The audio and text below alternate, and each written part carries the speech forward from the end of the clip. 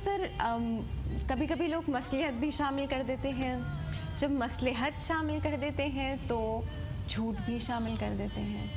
अब झूठ अगर आ गया मतलब इखलाक है एक जगह कि आपका अच्छा इखलाक है, पर उसमें झूठ आ गया तो वो तो मतलब चीज़ ही ख़राब हो गई ना, वो तो एलिमेंट ही पूरा ख़राब हो गया। ये झूठ हमारी ज़िंदगियों से बहुत ज़्यादा अटैच हो गया है, हर बात में, हर दूसरी चीज़ में, हर चीज़ जिसका मुनाफकत कर रहे होते हैं, झूठ बोल रहे होते हैं, दो चेहरे हो जाते हैं आपके, सामने कुछ और हो जाता है, पीछे कुछ और हो जाता है, दिल में कुछ और हो जाता है। तो ये सब झूठी की तो फॉर्म्स हैं। तो इसमें अच्छा अखलाक ऊपर से दिखाना वो कितना मैटर करता है? उसमें ये है कि मतलब अच्छा अखलाक जो है उसके लिए जो है हमारे नबी सल्लल्लाहु अलैहि वसल्लम ने भी बताया है कि अच्छा एक झूठ वो बोला जाता है कि दो इंसानों के दरमियान जो है ना इत्तेफाकी है, लड़ाई है, झगड़ा है और आपस में दोनों को सलाह सफाई पैदा करनी है तो उसके लिए आप झूठ बोल सकते हैं। सही। उसके अलावा जो है ना झूठ जो है ना वो तो झूठ है, बुरी चीज़ है, हद से ज़्यादा बुरी चीज़ है। लेकिन हमारे साथ शैतान भी तो लगा हुआ है ना, रग रग में, शहर रग में। तो कहीं ना कहीं से आके ना ये अच्छी चीज़ को भी हम कर रहे होते हैं, वहाँ पे भी झूठ आ जाता है।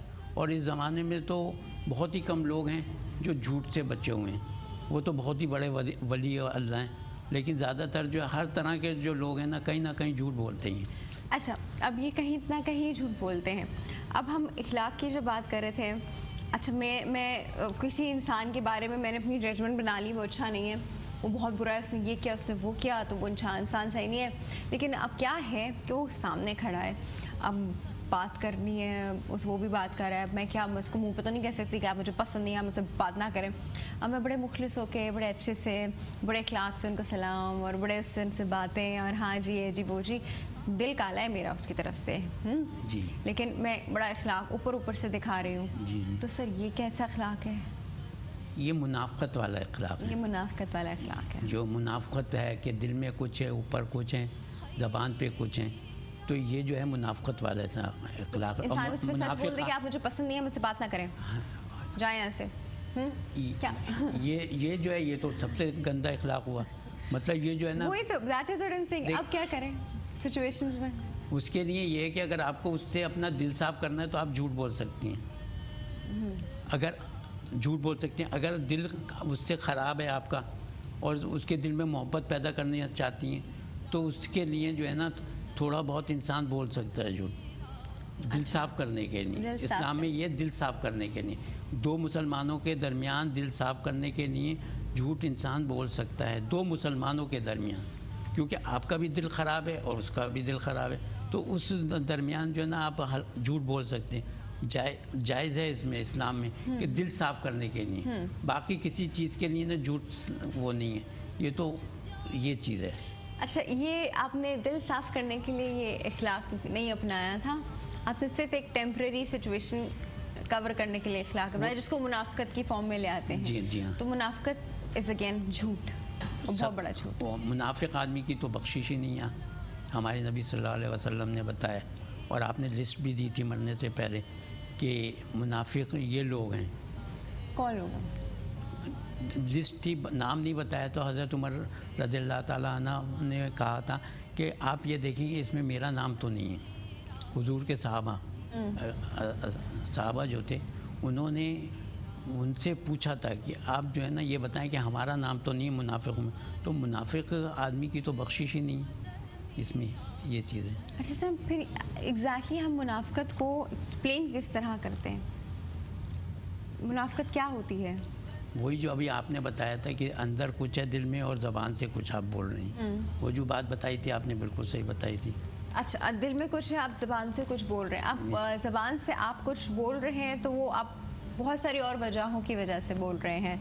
प्रॉब्ली आप चाह नहीं रहे कि वहाँ पे कोई इन्वायरमेंट ऐसा क्रिएट हो कि बुरा हो जाए। दूसरे का दिल साफ़ है, आप नहीं चाह रहे कि उसके दिल में कोई ऐसी बात आए। ठीक है, आपका दिल ख़राब है, रहने तो कुछ नहीं फ़र्क पड़ता, दूसरे के दिल में कोई बात ना आए, इस वजह से आप ये नहीं चाह रहे।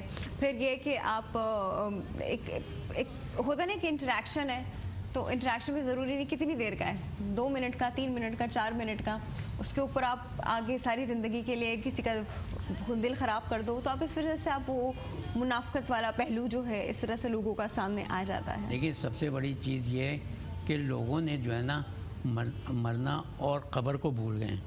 जिस दिन हमने क़ब्र और मौत याद रहे हर वक्त, तो हम कभी झूठ नहीं बोल सकते।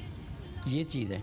तो हम मौत को तो भूल चुके हैं, ज़बान से तो कह देते हैं कि मरना तो है हर एक ने, लेकिन आप क़ब्र को याद रखेंगे ना, तो आप कि मैं जाऊंगा, सब मुझे छोड़ के आ जाएंगे, अकेले मुझे जवाब देना है, मुझे क्या जवाब देना है, तो उसको अगर आप सामने रखेंगे तो इंशाअल्लाह ताला आप झूठ में कमी हो जाएगी और आप झूठ नहीं बोलेंगे।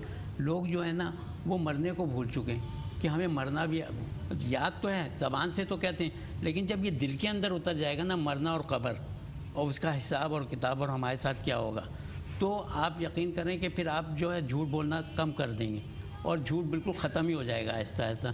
फ़ौरन आपको अपनी क़ब्र याद आ जाएगी कि अरे मुझे तो मरना है, अल्लाह फ़रिश्तों को जवाब देना है, 2 फरिश्ते मेरे आगे दाएँ हैं, एक बाएँ हैं, ये भी लिख रहे होंगे, इस आदमी से क्यों झूठ बोलूँ, इससे क्या डरना, मुझे तो अल्लाह से डरना है। तो इस जब आपको ये ख्याल आएगा तो इंशाअल्लाह ताला जो है ना आपको झूठ बोलना मुश्किल होगा। आपने यही कहना है कि मुझे तो जाना है, एकदम मुझे तो ये चीज़ सबसे बड़ी चीज़ है। आजकल जो लोग हैं ना मरने को भूल गए और बस यही सोचते हैं कि बस जब मरेंगे देखा जाएगा।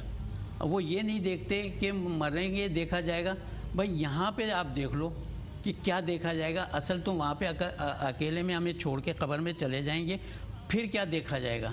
जब फरिश्ते सामने होंगे तो इंसान को हमेशा जो है ना दुआ ये करनी चाहिए कि अल्लाह तुझे मरते वक्त मेरे नबी की ज़ियारत हो और क़ब्र का हिसाब किताब सही हो, क्योंकि ये पहली मंजिल है।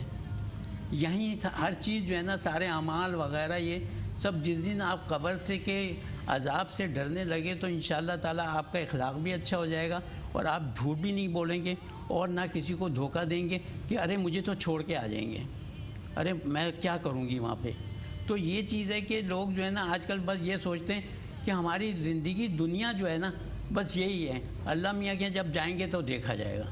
जिस दिन दिल से सोचते हैं ना आपने कि मुझे मरना है, और हर वक्त जब भी कोई गलत काम करें आप बस ये सोच लें कि मुझे क़ब्र में जाना, भाई क्या जवाब देना। तो आप ये देखें कि मेरे वालिद साहब थे तो वो मुझे कब्रिस्तान लेके जाते थे, मैं छोटा सा था, और वो मुझसे ये कहते थे ये तेरा ठिकाना है, ये तेरा ठिकाना है। जब मुझे समझ में नहीं आता तो मैं कहता ये मुझे क्या बताते रहते, ये तेरा ठिकाना है, ये तेरा ठिकाना है, ये तेरा ठिकाना है।